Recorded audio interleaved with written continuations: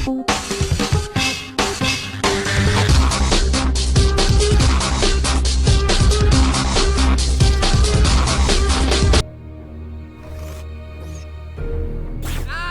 of course, leads to nonsense like this.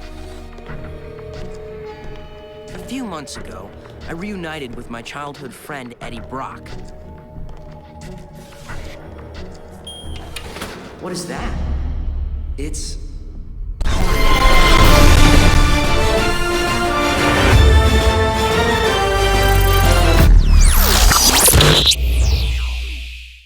Welcome to the world of Spider-Man, and we are back to play another Spider-Man game.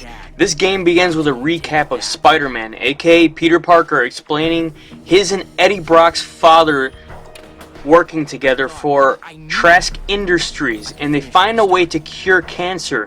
However, they died in a plane crash. We didn't know, we didn't see that coming, right? But before completing their Venom suit, which would heal the wearer. So you guys know what the Venom suit consists of. Spidey breaks into the vault containing the Venom substance and is covered by a portion of it. So this is where he becomes Black Suit Spidey, creating his black suit. And it enhances his normal superhuman abilities to the new levels. So they confront each other on the high school football field on a rainy night before spanning into the middle of a street where Venom was believed to be killed. Then there's a huge fight that comes between Venom and Spider-Man.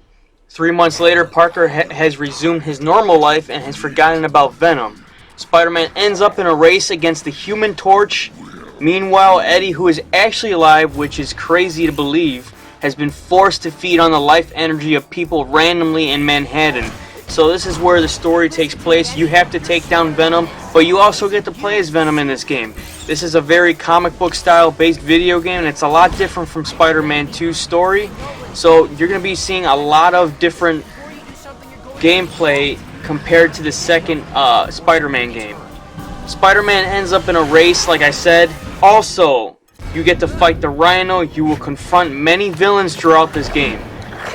There's even sequences where you get to play as Peter Parker and interact with Mary Jane Watson, your high school love interest, which is real cool to see something out of the Ultimate Spider-Man comic books. This is something really cool, and I'm really excited to see this. Also, this is the limited edition review that I'm also doing. The limited edition review comes with extra content, meaning biographies for each character that you come across. You get to see the behind the scenes making of the video game too. So this is something really exciting to see in a video game, which the limited edition comes with. It costs a little more, but it's worth it. So let's get into this review and swing into action to see what I think of Ultimate Spider-Man for the PlayStation 2 and GameCube.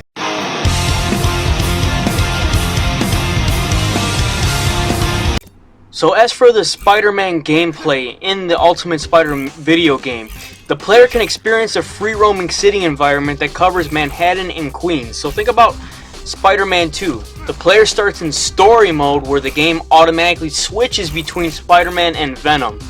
These are cool things to do.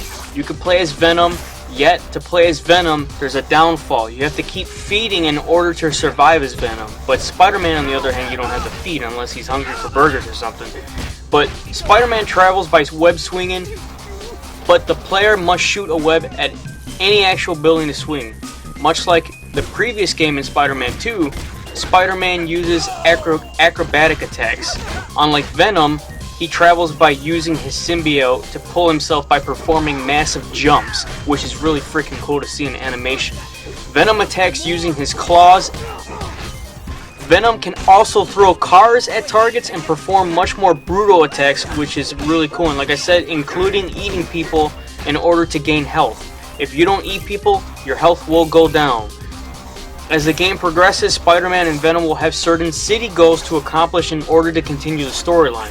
So something that's very important, there are additional activities throughout the game, such as finding secret tokens, landmark tokens, comic book covers, and competing in trick races, which will be like the Human Torch. You'll have to race him around New York or Queens. Spider-Man plays similar to his Spider-Man incarnation, which is real cool. You guys are big fans of that game, you'll enjoy this game. Using his trademark web shooters as his main method of transportation and also combat. But with Venom, he has to resort to jumping for long distances, kind of like the Hulk.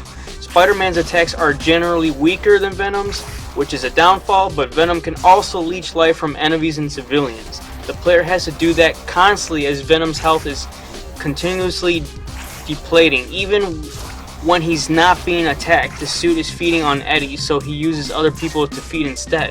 And it's kind of sickening to see him eat people, but whatever. If Venom tries to eat a boss, the boss would damage him from like the inside. Kind of like when you're battling Wolverine. You will encounter many bosses throughout this game, and it's something real fun to see. And it's actually something that a lot of other Spider-Man games didn't have. So also, New York is an actual city this time. You know, it lacks reflective windows and that perfect skyline, but who cares? I mean, the stunning draw distance allows you to take the entire scope of the city at any time you gain altitude, and that's something I really enjoy, that was really positive about this. This time of day truly transforms the city's appearance. Dusk casts a beautiful orange glow on the buildings, which is real cool, and nighttime is brightened by neon lights of Times Square, and mid-afternoon casts marshmallow clouds against a bright blue sky. And these games, like Spider-Man games that go from night to dusk till morning, is something really unique to see in a game. This is Ultimate New York, so expect to see comic book landmarks including Doctor Strange's house and Empire State University and the Baxter Building. You know, if you guys don't know that, Fantastic Four. Also, there's so many things to do throughout the city. You'll have side missions, you have go rescue this person, go rescue that person. You'll also have get this person to an ambulance right away because they're hurt. You have to save someone from a falling building. There's just so many side missions to do that make this game very unique, just kind of like Spider-Man 2, so you'll feel right at home with that as well.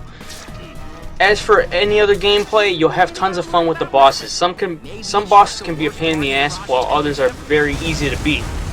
There's a woman trapped under that car.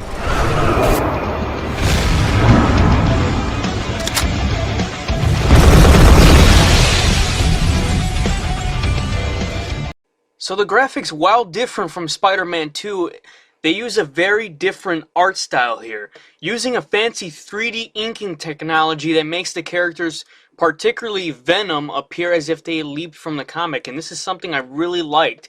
Unlike the Spider-Man 2 licensed movie game, this one is based around the Ultimate Spider-Man comics.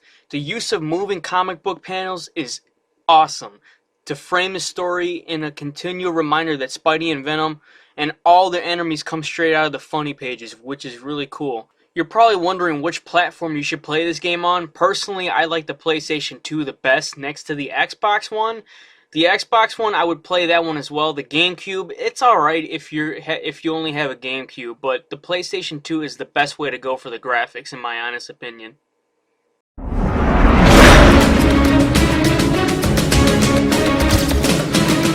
If you are an Ultimate Spider-Man fanboy regarding the comics, then you'll know exactly what these characters look like. The villains, you know, Aunt May, Peter Parker, how they look a lot different from the previous comics.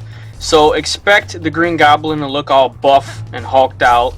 Expect all these different characters like Rhino to look robotic looking. I had such a fun time playing this game, and the rewards were quite awesome. I mean, unlocking the suits where you could play as Peter Parker and unlocking the Peter Parker hoodie where you start off in the beginning of the game is something very retro, and I really like that. I also like the fact that you can unlock the symbiote Spider-Man white logo for the Venom suit, and also unlock the black suit Spidey at the end of the game, which you could just free roam around and just have fun playing that. I like that, and that's something real cool. The only thing I didn't like about this game was the short time you could beat this. If you take your time and do all the side missions, you'll probably have 10 hours or 10 to 12 hours. If you go and rush through this, you'll beat it within a 6-hour mark. That's the only downfall I had about this game.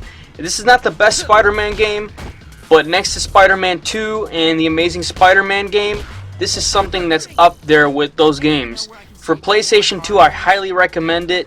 For any Spider-Man fan out there, I highly recommend this game. I give this game an 8.5 just because of the solid gameplay, and the only downfall is how short it was. Other than that, I had such a great time playing this. Hope you guys enjoyed my review for Ultimate Spider-Man. Thank you so much for watching. Until next time, gamers, take care and happy gaming nights. Later.